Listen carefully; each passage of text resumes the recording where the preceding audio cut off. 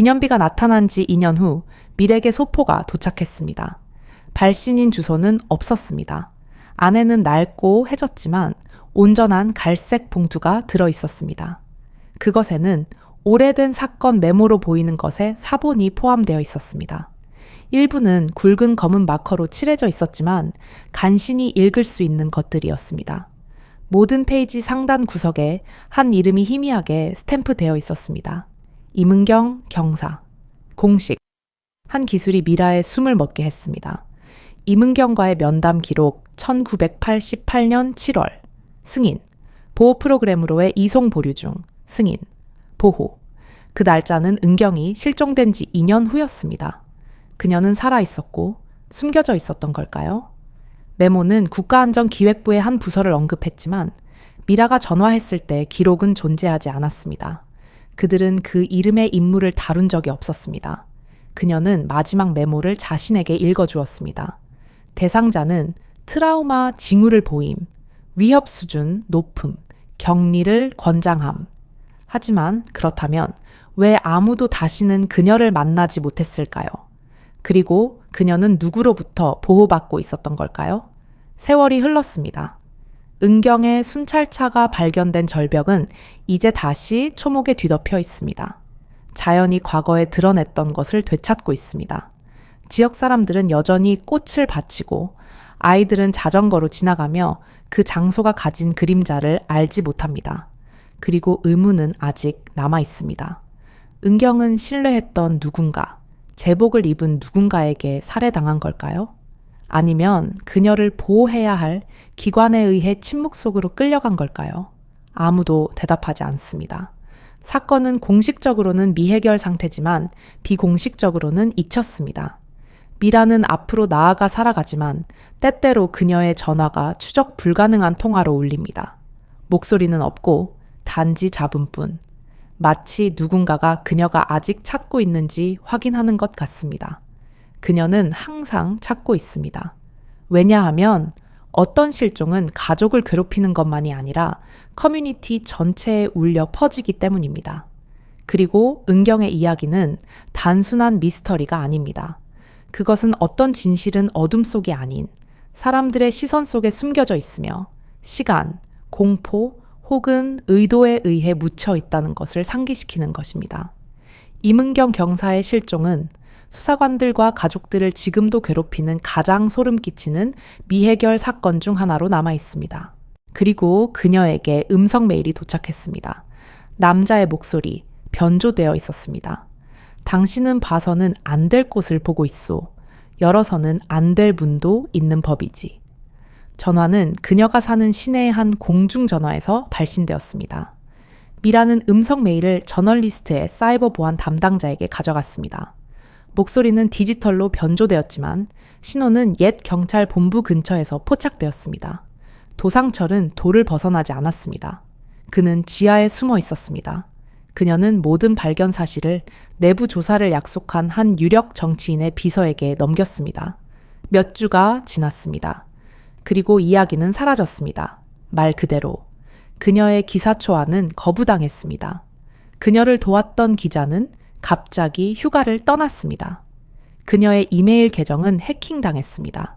산장의 감식 보고서조차 공공 데이터베이스에서 사라졌습니다. 마치 진실이 한 장씩 벗겨져 나가는 것 같았습니다. 그리고 조용히 산장은 불탔습니다. 방화, 용의자 없음, 체포자 없음. 경찰은 그것을 파괴 행위자의 사고라고 불렀습니다. 하지만 미라는 그것이 다르다는 것을 알았습니다. 어딘가에서 누군가가 은경의 이야기를 해답이 아닌 침묵으로 끝내기로 결정한 것입니다. 실종된 지 수년이 지났지만 아직 해결의 실마리는 없습니다. 하지만 차가 발견된 이후 매년 누군가가 절벽 가장자리에 새로운 백합꽃을 바치고 있습니다. 메모도 사진도 없이 단지 꽃만 있을 뿐입니다. 2007년 경찰서 근처 공원에 조용히 기념비가 세워졌습니다. 거기에는 이렇게 새겨져 있었습니다. 임은경 경사. 1952년 미상. 당신은 결코 혼자가 아니었다. 누가 그것을 허가했는지 아무도 몰랐습니다. 어느 날 그녀는 기념비 뒤에 끼워진 메모를 발견했습니다. 묻힌 진실은 그럼에도 진실이다. 단지 기다리고 있을 뿐. 서명은 없었습니다. 하지만 종이는 옛 서류철에서 사용되던 종류의 것과 일치했습니다. 그녀는 하늘을 올려다보며 모두가 아직도 계속 묻고 있는 질문을 속삭였습니다. 은경 언니는 집에 돌아오는 걸까? 그리고 만약 돌아오지 않는다면 누가 그녀를 멀리하고 있는 걸까? 퇴직 경찰관과의 추적 인터뷰에서 미라는 마지막 질문을 했습니다. 은경은 머리를 식히기 위해 가는 장소에 대해 언급한 적이 있었나요? 그는 천천히 고개를 끄덕였습니다. 아, 산장. 삼촌 것이었다고 생각하오. 교암 근처였지. 미라의 심장이 뛰었습니다. 교암은 은경의 차가 발견된 곳에서 불과 10km 거리였습니다. 이 산장에 관한 조사는 공식 보고서에는 전혀 존재하지 않았습니다. 누군가 수색한 적은 있었을까요? 그녀는 토지 등기소에 연락했습니다. 그 땅은 은경, 실종 5년 후인 1991년에 그녀의 가까운 친척을 자처하는 인물에 의해 매각되었습니다. 이름은 낯선 것이었고 더욱 나쁜 것은 서명이 위조되었다는 점입니다. 미라는 그곳으로 차를 몰았습니다. 산장은 아직 서 있었고 초목에 뒤덮여 있었지만 무사했습니다. 안은 비어 있었지만 카펫 아래에 숨겨진 문을 열기까지는 공기가 바뀌었습니다. 그리고 손전등 불빛이 무언가를 포착했습니다. 여기서 끝나는 걸까? 아니면 모든 것이 여기서 시작되는 걸까? 미라는 천천히 어둠 속으로 내려갔습니다. 산장 아래에는 좁은 기어가는 공간이 있었고 축축하고 차가웠으며 돌로 마감되어 있었습니다. 몇 년 동안 손길이 닿지 않았습니다. 그리고 그녀의 불빛이 그것을 포착했습니다. 벽에 글자, 돌에 거칠고 들쭉날쭉한 글자로 세 단어가 긁혀 있었습니다. 나는 아직 여기에 있다. 미라는 얼어붙었습니다. 시신도 뼈도 없이 단지 1980년대에 은경이 입었던 제복과 같은 색과 재질의 해진 천 조각만 있을 뿐이었습니다. 미라는 뒷걸음질쳐 익명으로 발견 사실을 신고했습니다. 증거가 다시 묻힐 위험을 감수할 수 없었습니다. 며칠 후 감식팀이 도착했습니다. 글자는 은경의 필적과 매우 유사했지만 거친 돌 표면에 새겨진 것이라 단정적으로 결론 내리기는 어려웠습니다. 그녀가 그곳에서 사망했다는 결정적인 증거는 없었습니다. 그래서 보고를 들은 모두가 더 큰 의문에 사로잡혔습니다. 은경은 한동안 살아 있었던 것이 아닐까? 공식적인 이야기는 무너지고 있었습니다. 은경의 차는 2000년에 발견되었습니다. 강희 경찰 신분증은 1990년대 초반부터 물속에 있었습니다. 그리고 이제 모두가 잊었던 산장 안에서 1987년의 것으로 추정되는 필적. 미라는 벽에 연대표를 붙여놓고 소름 끼치는 사실을 깨달았습니다.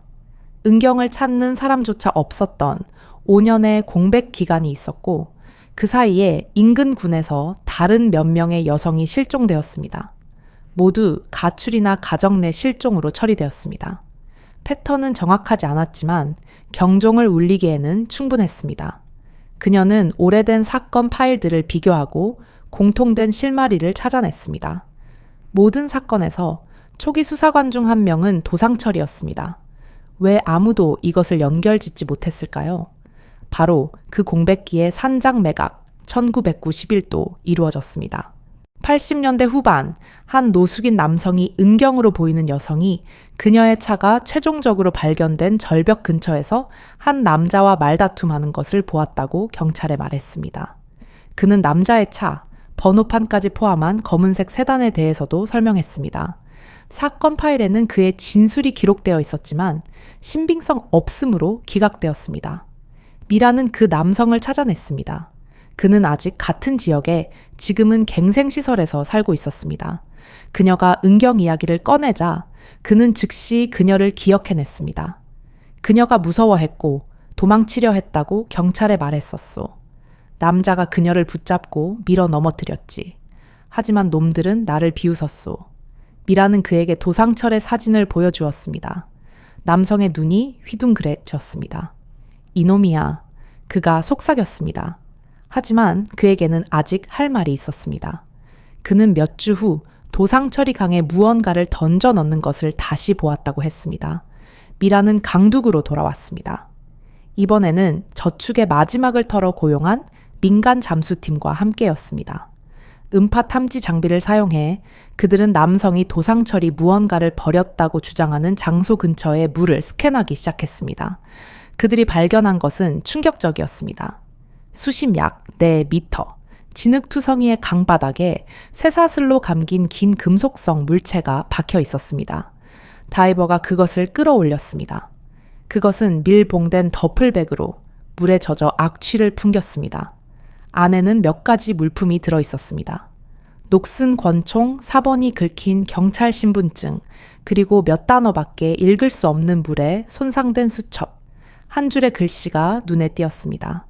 만약 내가 사라지면 이 남자가 원인이다. 서명은 은경. 수첩은 물속에서 십수년간 간신히 살아남았습니다.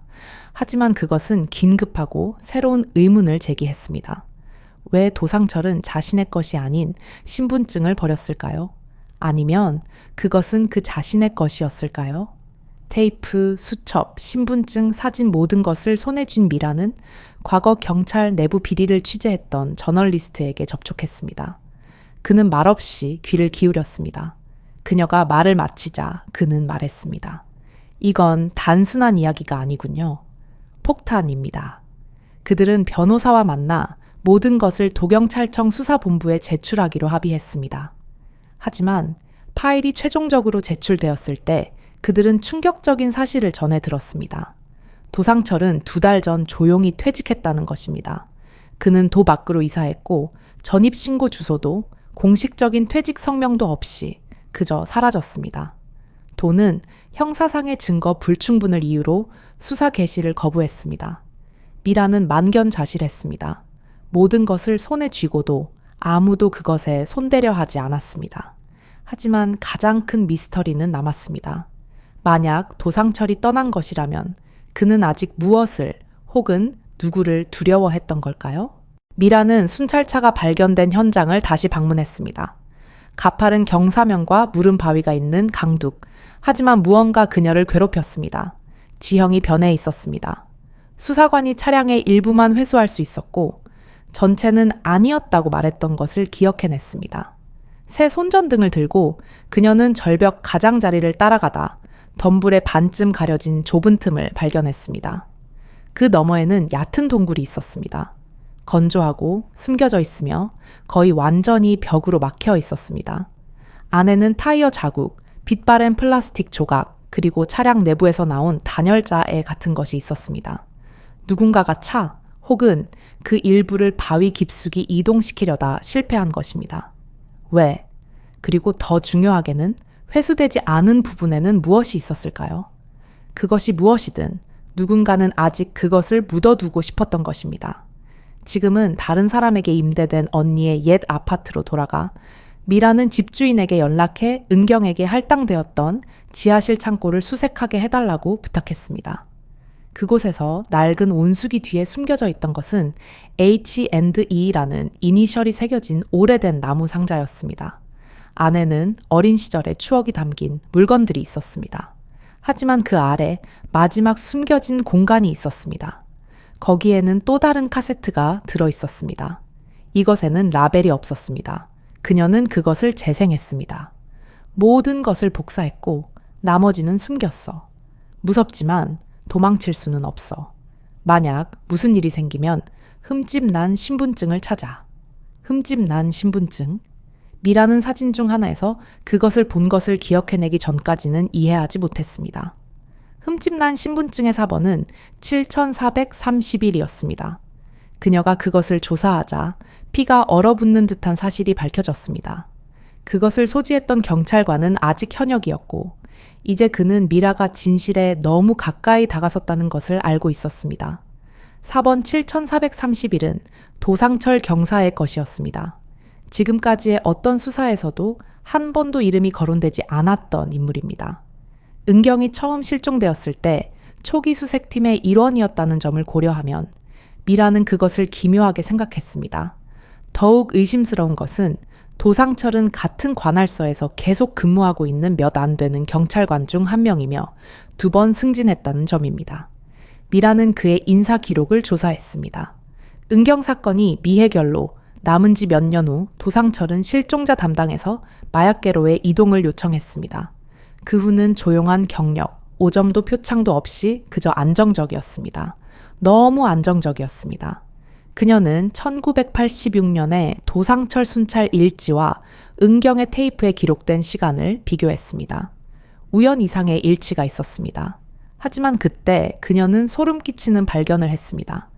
갈색 봉투에 들어있던 사진 중 하나는 감시 사진이 아니었습니다. 그것은 포즈를 취한 사진이었고 도상철이 미소 짓고 있었습니다.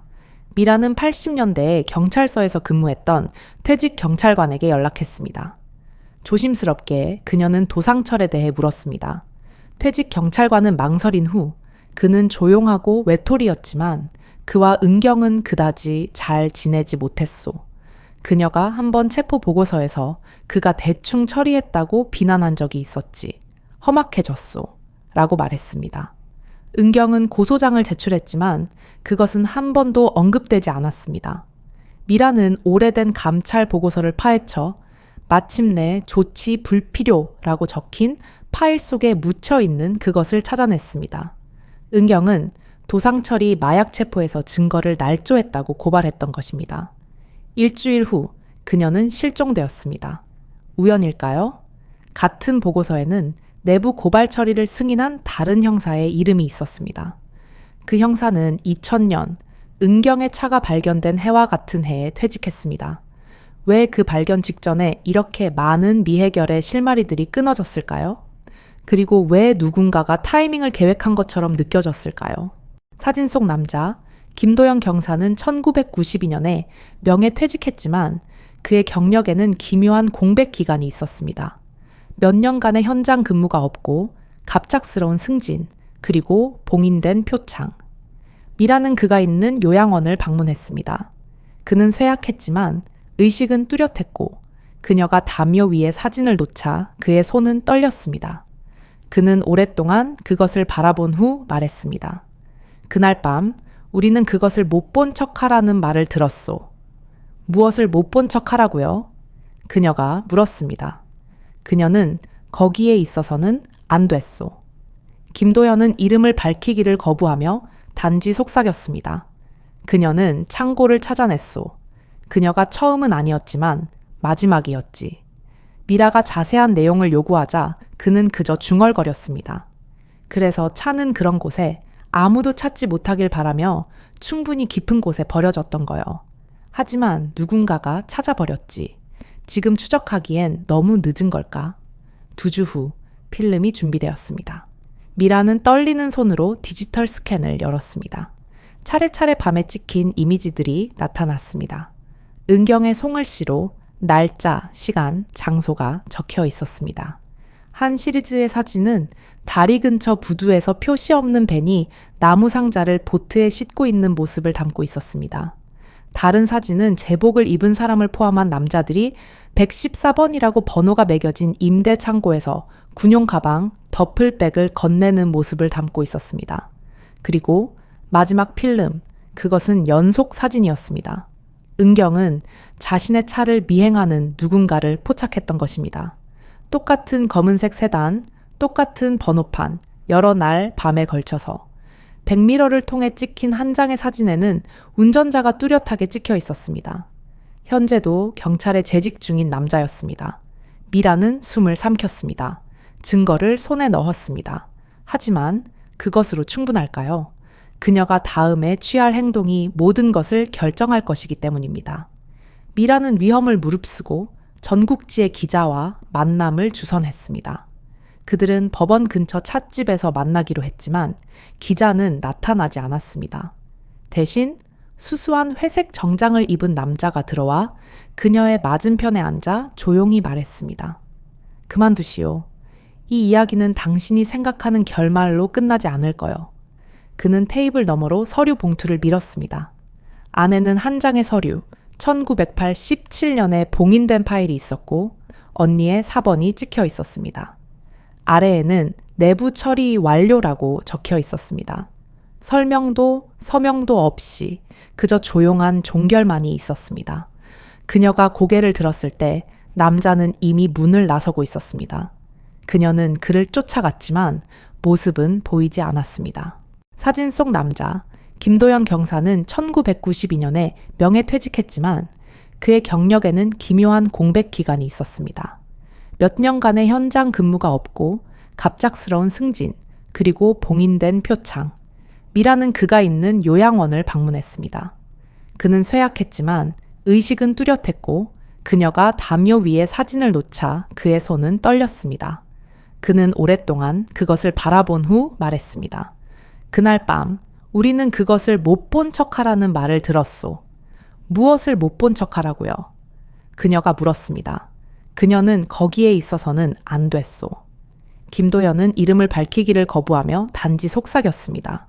그녀는 창고를 찾아냈소. 그녀가 처음은 아니었지만 마지막이었지. 미라가 자세한 내용을 요구하자 그는 그저 중얼거렸습니다. 그래서 차는 그런 곳에 아무도 찾지 못하길 바라며 충분히 깊은 곳에 버려졌던 거요. 하지만 누군가가 찾아버렸지. 지금 추적하기엔 너무 늦은 걸까? 2주 후 필름이 준비되었습니다. 미라는 떨리는 손으로 디지털 스캔을 열었습니다. 차례차례 밤에 찍힌 이미지들이 나타났습니다.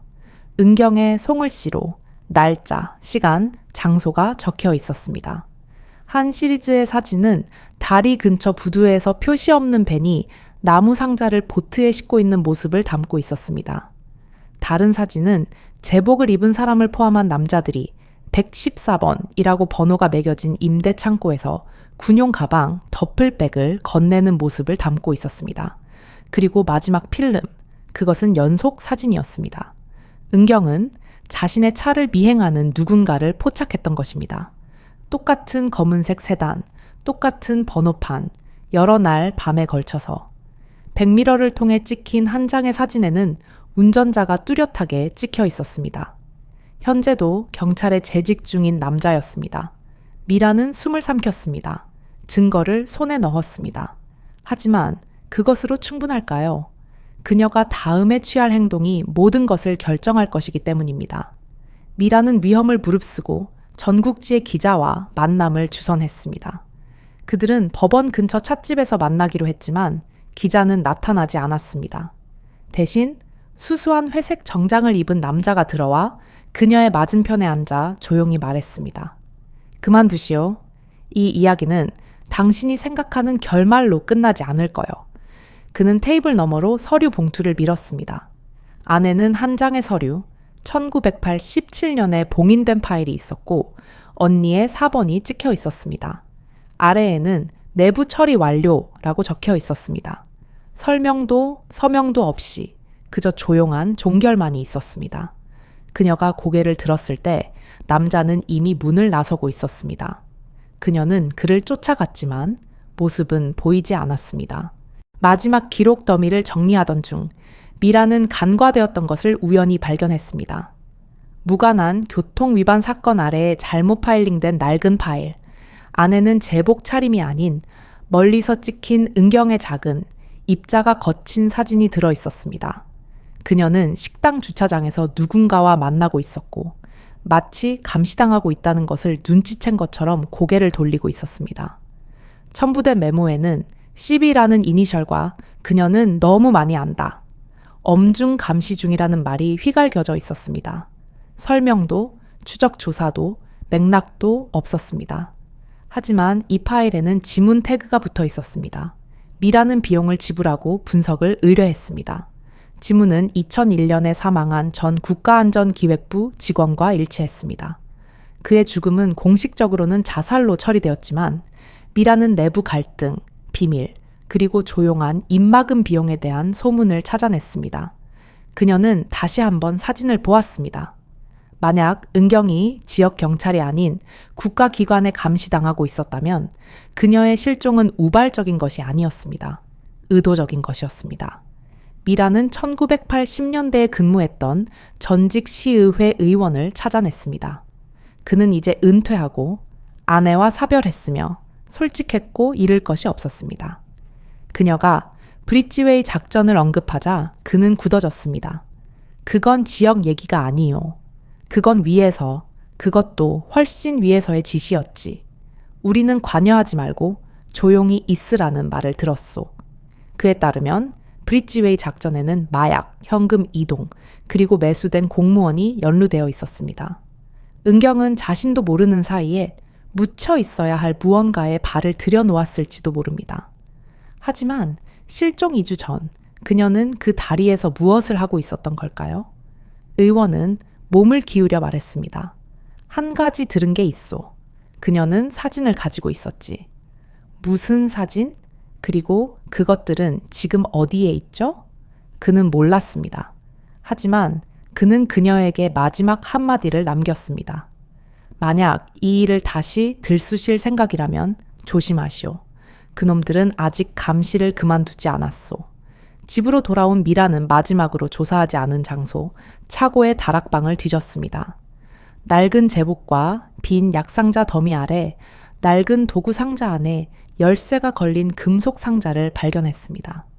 안에는 방습 처리가 된 기름 종이에 쌓인 쌈롤의 미현상 35mm 필름, 은경의 정확한 필적으로 쓰인 편지, 그리고 소중히 보관이라고 적힌 사진 봉투가 들어있었습니다. 편지에는 이렇게 쓰여 있었습니다. 만약 내게 무슨 일이 생기면 경찰 조직을 믿지 마. 안전할 때만 이것들을 보여줘. 필름은 오랜 세월이 흘렀지만 다행히 서늘하고 건조한 다락방 환경 덕분에 현상이 불가능할 정도로 손상되지는 않았습니다. 다만 특수 복원 작업이 필요했습니다. 미라는 필름 보존 전문가에게 연락하여 도움을 얻었지만 이 주가 걸린다는 것이었습니다. 그 필름에는 무엇이 찍혀 있을까요? 봉투에는 사진이 한 장만 들어 있었습니다. 거래처럼 보이는 흐릿한 이미지. 순찰차 옆에서 두툼한 봉투를 건네는 두 남자. 하지만 사진 속 흐릿하게 찍힌 경찰관의 사본은 아직 살아있는 퇴직 경사 김도현의 것이었습니다. 전직 지역 기자가 회수된 순찰차에 관한 뉴스를 보고 밀에게 연락해 왔습니다. 그는 그녀에게 기묘한 것을 건넸습니다. 은경이 실종된 날, 밤 오후 9시 42분에 타임스탬프가 찍힌 주유소 영수증이었습니다. 하지만 여기에 반전이 있습니다. 그녀의 마지막 무선 연락은 오후 9시 35분, 그 7분 전에 몇 킬로미터 떨어진 다른 장소에서 발신된 것으로 되어 있었습니다. 이것은 오기일까요? 아니면 누군가가 기록을 조작한 걸까요? 만약 주유소 시간이 정확하다면 은경은 실종되었다고 알려진 후에도 살아있었고 걸어 다녔다는 것이 됩니다. 미라는 그 주유소를 방문했습니다. 경영자는 3번 바뀌었습니다. 하지만 한 직원이 그날 밤 기름도 넣지 않고 공중전화 근처에 서 있던 초조해 보이는 경찰관에 대해 전 주인이 이야기했던 것을 기억하고 있었습니다. CCTV 테이프는 남아있지 않았습니다. 하지만 그녀는 어디에 전화를 걸었고 상대는 누구였을까요? 그날 밤의 통화 기록을 더 깊이 조사하기 위해 미라는 사립탐정과 협력하여 주유소 근처 공중전화에서 걸려온 의심스러운 통화를 추적했습니다. 몇 주가 걸렸지만 그들은 무언가를 찾아냈습니다. 지역 마약 단속반으로 연결되는 비공개 번호로 걸려온 90초간의 통화. 은경은 마약 단속반 임무를 맡고 있지 않았으므로 왜 그들에게 연락했을까요? 더욱 기묘한 것은 그 달에 그 지역에서 마약 단속반의 수사나 협력이 있었다는 기록은 전혀 없었습니다. 미라는 그 관할서에서 일했던 전직 마약 단속반원에게 연락했습니다. 약간의 압박을 가한 후 그는 작전의 코드네임을 밝혔습니다. 브릿지웨이 작전, 교량 작전. 그는 더 이상 말하지 않고 단지 경고했습니다. 임은경은 아직도 이야기되어서는 안 될 무언가에 너무 가까이 다가갔던 거요. 미라가 다시 그를 다그치자 그는 단지 말했습니다. 그녀는 자기가 한 일 때문에 끌려간 게 아니오. 그녀가 발견한 것 때문에 끌려간 거지. 하지만 그녀는 무엇을 발견했던 걸까요? 원래 경찰 파일에서 일반에 공개되지 않았던 한 장의 스케치가 드러났습니다. 그것은 실종 2주 전 은경 자신이 그린 것이었습니다. 협곡에 걸린 좁은 다리, 그 근처에 주차된 차량, 그리고 3명의 인물이 그려져 있었습니다. 한 명은 경찰 신분증을 들고 있었고 다른 2명은 그렇지 않았습니다. 미라는 혼란스러워하며 스케치를 바라보았습니다. 그리고 집에서 차로 1시간 정도 거리에 있는 시골의 다리를 떠올렸습니다. 은경이 머리를 식히고 싶을 때 드라이브하던 장소였습니다. 그녀는 스케치를 들고 그곳으로 향했습니다. 그리고 다리의 교각 중 하나, 우거진 풀 아래에서 그것을 발견했습니다. 콘크리트에 새겨진 이니셜. AR 보고 있었다. 빛바래고 해졌지만 틀림없었습니다. 누군가가 경고 혹은 약속을 남긴 것입니다. 하지만 그것을 새긴 것은 은경이었을까요? 사진 속 남자, 김도영 경사는 1992년에 명예퇴직했지만 그의 경력에는 기묘한 공백 기간이 있었습니다. 몇 년간의 현장 근무가 없고 갑작스러운 승진, 그리고 봉인된 표창. 미라는 그가 있는 요양원을 방문했습니다. 그는 쇠약했지만 의식은 뚜렷했고 그녀가 담요 위에 사진을 놓자 그의 손은 떨렸습니다. 그는 오랫동안 그것을 바라본 후 말했습니다. 그날 밤 우리는 그것을 못 본 척하라는 말을 들었소. 무엇을 못 본 척하라고요? 그녀가 물었습니다. 그녀는 거기에 있어서는 안 됐소.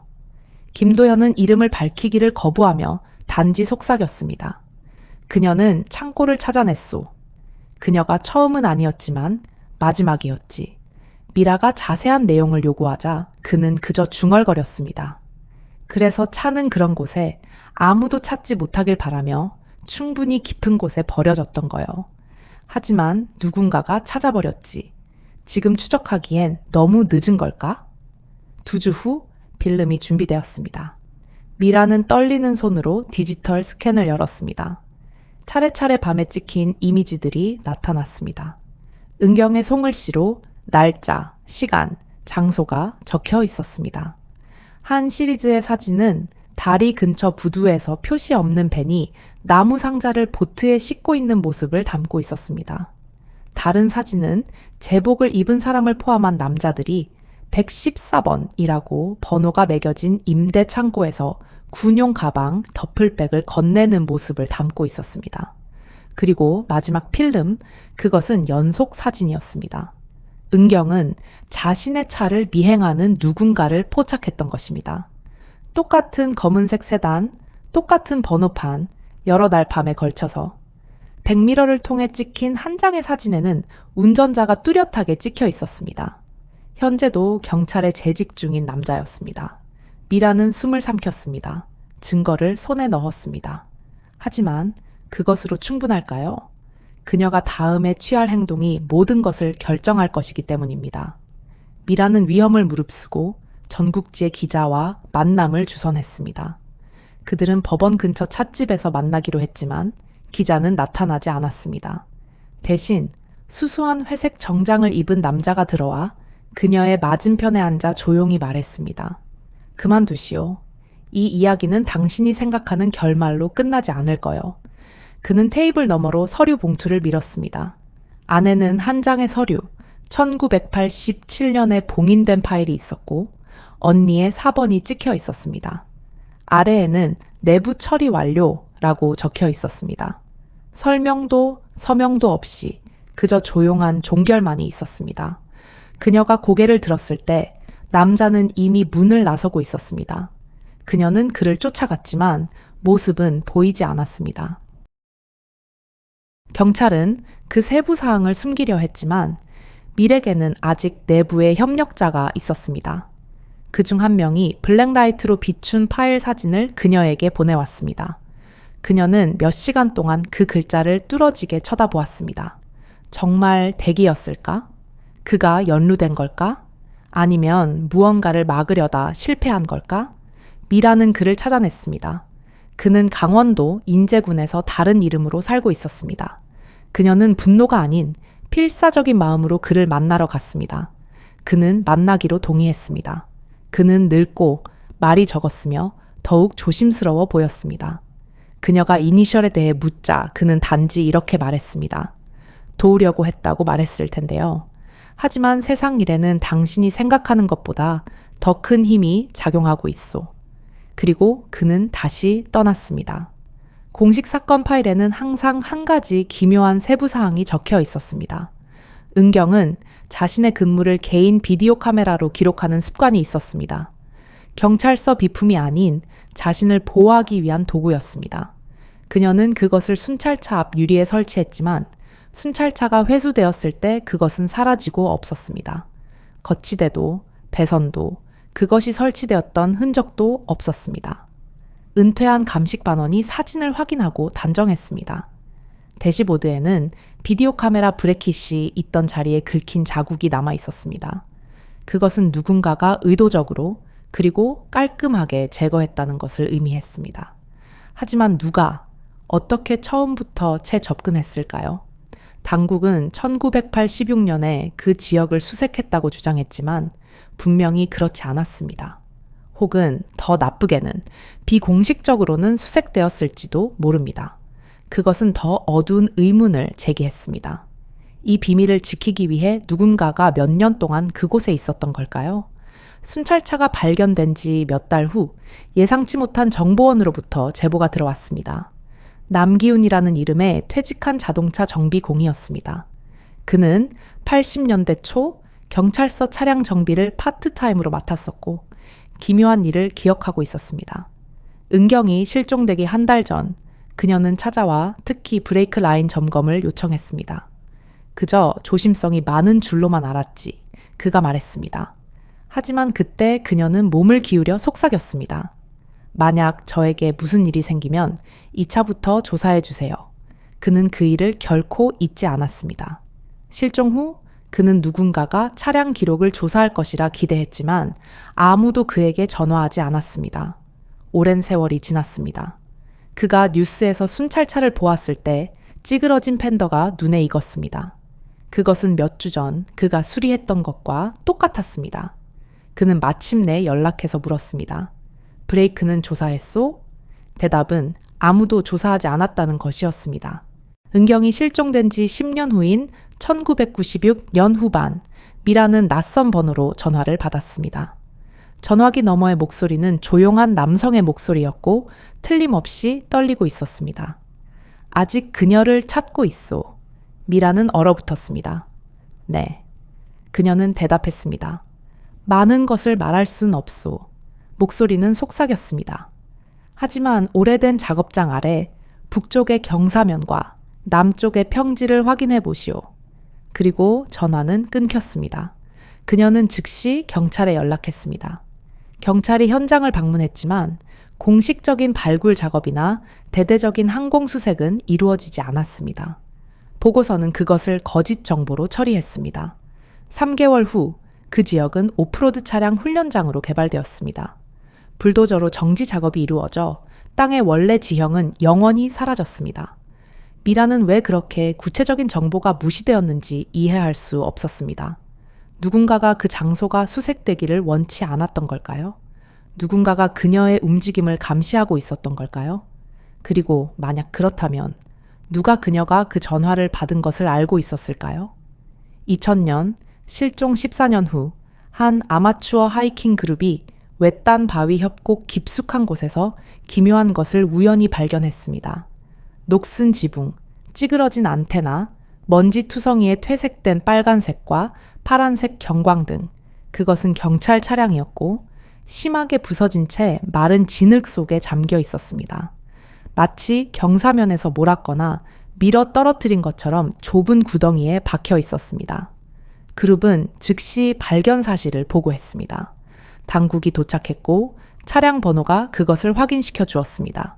임은경의 순찰차였습니다. 그것은 줄곧 그곳에 있었던 것입니다. 사람의 시선이 닿지 않는 곳에 숨겨진 채로 트렁크 안에는 시신도 무기도 없었습니다. 단지 비닐로 밀봉된 옛 경로라고 적힌 부패한 파일 하나만 있을 뿐이었습니다. 잉크는 번져 있었지만 특수 조명 아래에서는 희미한 송글씨가 보였습니다. 이렇게 될 줄은 몰랐다. 그 메모는 은경의 필적이 아니었고 오랫동안 잊혔던 사건은 다시금 주목을 받게 되었습니다. 과학수사반이 트렁크에서 발견된 메모를 분석한 결과 마지막에 휘갈겨 쓴 두 개의 중요한 글자가 일치했습니다. HL. 몇 년 전 박대기가 지적했던 것과 같은 이니셜이었습니다. 어느 시점부터 수색은 축소되었습니다. 그리고 한 달 후 마을 예산이 재배정되었을 때 사건은 조용히 그리고 의도적으로 미해결 사건으로 처리된 것이 분명해졌습니다. 거의 1년 후 박대기라는 이름의 신입 경찰관이 예기치 않게 사직했습니다. 그는 아직 22살이었습니다. 마지막 주 그는 기록에 남지 않는 비공식적인 형태로 미라와 길가의 식당에서 몰래 만났습니다. 그가 그녀에게 털어놓은 이야기는 모든 것을 바꿀 것이었습니다. 대기는 그날 밤 은경의 순찰차를 보았다고 주장했습니다. 그는 오후 10시 30분경 채석장 근처의 작업용 도로 부근을 순찰하던 중 미등이 덤불 속으로 사라지는 것을 언뜻 보았다고 했습니다. 그는 무전으로 다른 부대가 그곳에 있는지 확인했습니다. 지령실은 없다고 답했지만 대기는 그 차량을 쫓지 않았습니다. 쫓지 말라는 지시를 받았기 때문입니다. 누구에게? 미라가 묻자 그는 말하기를 주저했습니다. 임은경 경사님은 좋은 분이셨어요. 그가 밀에게 말했습니다. 그런 일을 당하다니 너무합니다. 그리고 그는 그녀에게 무언가를 건넸습니다. 일지에서 찢어낸 페이지였고 거기에는 옛, 경로, 고지라는 단어와 LL이라는 이니셜이 적혀 있었습니다. 미라가 그 의미를 묻자 대기는 시선을 피하며 소리내어 묻지 말아주세요 라고 말했습니다. 몇 년 동안 미라는 내부 보고서에 접근하기 위해 노력했습니다. 편지를 쓰고 정보 공개 청구를 하고 언론인에게도 연락했습니다. 대부분의 문은 굳게 닫혀 있었습니다. 그러나 1994년 윤이라는 이름의 퇴직한 무전 담당자가 그녀를 만나기로 동의했습니다. 윤이는 만일의 사태에 대비해 은경의 마지막 근무 당시 무선통신 기록 사본을 보관하고 있었습니다. 한 가지 세부 사항이 두드러졌습니다. 마지막 통화에서 은경의 목소리는 당황하지 않고 침착했습니다. 채석장 도로, 수상한 사람 또는 차량 가능성 있음, 단독으로 접근하겠음. 하지만 윤희가 다음에 밝힌 사실은 미라를 얼어붙게 만들었습니다. 테이프의 그 부분, 즉 채석장 도로에 관한 통화 내용은 경찰서 기록 보관소에서 의도적으로 삭제되었다는 것입니다. 누군가가 공식 기록을 끊어버린 것입니다. 미라가 왜 그런 짓을 하고 묻자 윤희는 잠시 뜸을 들인 후 대답했습니다. 그녀가 본 것을 다른 사람이 듣길 원치 않았기 때문이겠죠. 그러나 미라가 파고들수록 너무나 많은 사람들이 질문하기를 완전히 멈춰버렸다는 것을 깨달았습니다. 경찰 조직은 충격에 빠졌습니다. 은경에게는 적이 없었고 무리를 일으킬 만한 수사에도 관여하지 않았습니다. 혼자 살았고 최근 누구와 다툰 흔적도 없었으며 집에도 문제의 징후는 보이지 않았습니다. 그녀의 권총은 등록되어 소재가 확인되었지만 실종 당시 그녀의 벨트에는 없었습니다. 그리고 무엇보다 이상한 점은 그녀에게 할당된 순찰 지도가 조작되었다는 것이었습니다. 인쇄된 지도에는 지휘 시스템을 통해 기록되지 않은 경로 변경이 표시되어 있었습니다. 은경 외에 그 일정에 접근할 수 있었던 사람은 몇 주 후 갑자기 다른 곳으로 발령난 한 명의 상사뿐이었습니다. 그러나 그는 조사에서 어떠한 변경도 기억나지 않는다고 주장했습니다. 그 말은 이후 몇 년 동안 지겹도록 반복될 것이었습니다. 법 집행기관 외부에서 처음으로 경종을 울린 사람은 은경의 여동생 임미라였습니다. 다음 날 아침 그녀가 경찰서를 방문했을 때 서 직원들은 눈에 띄게 동요하고 있었음에도 불구하고 섬뜩할 정도로 조용했습니다. 그녀에게는 은경이 실종되었다는 말만 전해졌습니다.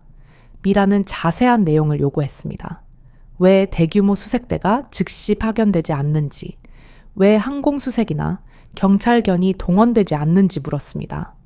경찰은 초기에는 관할 구역 문제와 절차상의 이유로 즉각적인 대규모 수색이 지연되었다고 모호하게 답변했습니다. 진실은 경찰 내부에서 은폐 공작이 벌어지고 있을 가능성에 대한 소문이 돌고 있다는 것이었습니다. 은경은 일주일 전 한 경미한 마약 사건의 모순점을 지적했다고 보고되었습니다. 그 사건에는 베테랑 경찰관의 조카가 연루되어 있었습니다. 그녀는 너무 많은 것을 말해버린 걸까요? 미라는 또 다른 것을 기억해냈습니다. 3주 전, 은경은 퇴근길에 누군가 자신을 미행하는 것 같다고 말했습니다. 당시 그녀는 그 말을 웃어넘겼습니다. 이제 미라는 생각하지 않을 수 없었습니다. 그것이 모두가 놓친 경고였을까? 아니면 그녀가 알아차렸을 때는 이미 너무 늦었던 걸까? 은경의 순찰차는 1982년시의 현대 포니 1호 경찰서의 표준 차량이었습니다. 차량에는 긴급 상황 시 수동으로 작동시키는 무선 신호 발신기 레이디오 비콘과 탑재되어 있어 본부에 구조 신호를 보낼 수 있었습니다. 그러나 사건 당일 밤 중앙 관제 시스템의 수신 기록에는 그녀의 차량에서 발신된 어떠한 긴급 신호도 기록되지 않았습니다. 당국은 이를 시스템의 일시적인 수신 오류 또는 장치 미작동으로 설명했습니다. 그 설명은 미라나 남몰래 의문을 품고 있던 몇몇 젊은 경찰관들을 납득시키지 못했습니다. 차는 발견되지 않았습니다. 산속에도 창고에도 물속에도 없었습니다. 그녀와 함께 사라져버린 것입니다. 약 40평방킬로미터의 지역이 도보로 수색되었습니다. 헬리콥터 수색조가 서치라이트와 쌍안경을 이용해 지형을 수색했지만 차량의 반사광이나 어떠한 흔적도 발견하지 못했습니다. 그리고 그녀에게 음성 메일이 도착했습니다. 남자의 목소리, 변조되어 있었습니다. 당신은 봐서는 안 될 곳을 보고 있소. 열어서는 안 될 문도 있는 법이지. 전화는 그녀가 사는 시내의 한 공중전화에서 발신되었습니다. 미라는 음성 메일을 저널리스트의 사이버 보안 담당자에게 가져갔습니다. 목소리는 디지털로 변조되었지만 신호는 옛 경찰 본부 근처에서 포착되었습니다. 도상철은 돌을 벗어나지 않았습니다. 그는 지하에 숨어 있었습니다. 그녀는 모든 발견 사실을 내부 조사를 약속한 한 유력 정치인의 비서에게 넘겼습니다. 몇 주가 지났습니다. 그리고 이야기는 사라졌습니다. 말 그대로 그녀의 기사초안은 거부당했습니다. 그녀를 도왔던 기자는 갑자기 휴가를 떠났습니다. 그녀의 이메일 계정은 해킹당했습니다. 산장의 감식 보고서조차 공공 데이터베이스에서 사라졌습니다. 마치 진실이 한 장씩 벗겨져 나가는 것 같았습니다. 그리고 조용히 산장은 불탔습니다. 방화, 용의자 없음, 체포자 없음. 경찰은 그것을 파괴 행위자의 사고라고 불렀습니다. 하지만 미라는 그것이 다르다는 것을 알았습니다. 어딘가에서 누군가가 은경의 이야기를 해답이 아닌 침묵으로 끝내기로 결정한 것입니다. 실종된 지 수년이 지났지만 아직 해결의 실마리는 없습니다. 하지만 차가 발견된 이후 매년 누군가가 절벽 가장자리에 새로운 백합꽃을 바치고 있습니다. 메모도 사진도 없이 단지 꽃만 있을 뿐입니다. 2007년 경찰서 근처 공원에 조용히 기념비가 세워졌습니다.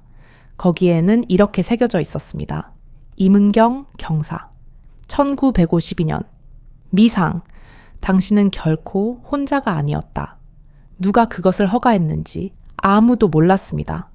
어느 날 그녀는 기념비 뒤에 끼워진 메모를 발견했습니다. 묻힌 진실은 그럼에도 진실이다. 단지 기다리고 있을 뿐. 서명은 없었습니다. 하지만 종이는 옛 서류철에서 사용되던 종류의 것과 일치했습니다. 그녀는 하늘을 올려다보며 모두가 아직도 계속 묻고 있는 질문을 속삭였습니다. 은경 언니는 집에 돌아오는 걸까? 그리고 만약 돌아오지 않는다면 누가 그녀를 멀리하고 있는 걸까?